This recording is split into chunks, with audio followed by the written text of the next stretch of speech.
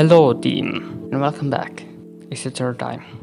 So before adding anything new to the app, I need to clean up my codes so I don't get confused in the future while reading the codes for the second time, and so this doesn't happen. Let's start with the ridiculous if statements. Look at it. I didn't even use else if, I used only ifs. So I'm changing this into a switch statements because from what I heard, if statements are just a bit heavier than switch statements. When doing if statements, it looks like this. Is this variable has the value of 0? No. Is this variable has the value of 1? No.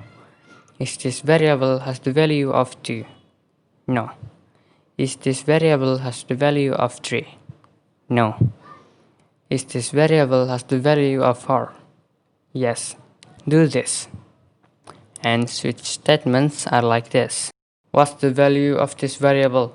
3. What's the address? Line 206. Do this.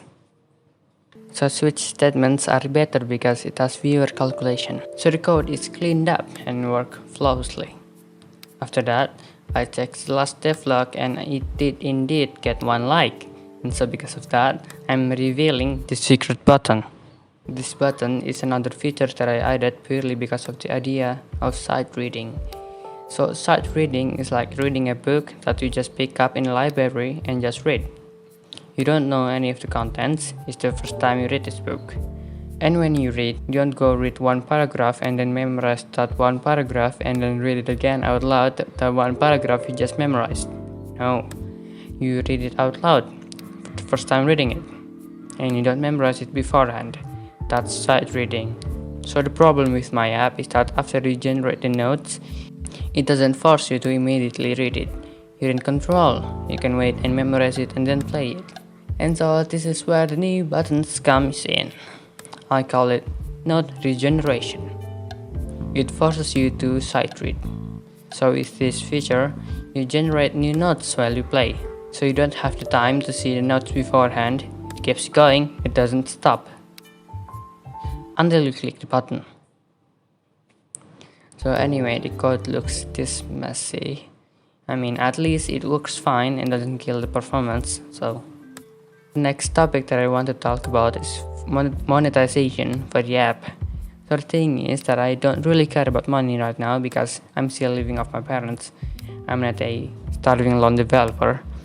But it is nice to get money from this so I can prove to my parents that I make a good because I am a good child.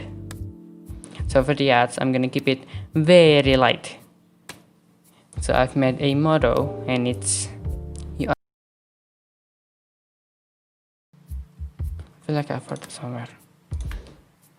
So the problem with mobile apps is that there's too much ads. Like, seriously, opening the app itself gives me an ad. Waiting 10 seconds gives me an ad. Waiting 10 seconds gives me an ad. Clicking a button gives me an ad. So with the app, it only gives you an ad after you interact with these buttons about 10 times. Because I think 10 button clicks are at least a decent amount of time. In case of a cookie clicker player, I added the timer. And after the timer ends, when you click a button, it will show an ad.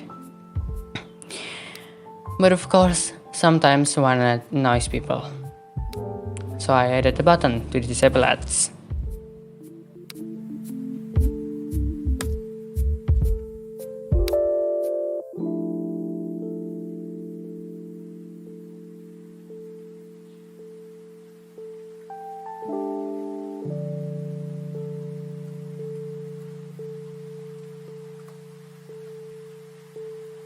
Just remember, if you don't enable ads, you're not supporting the single dev.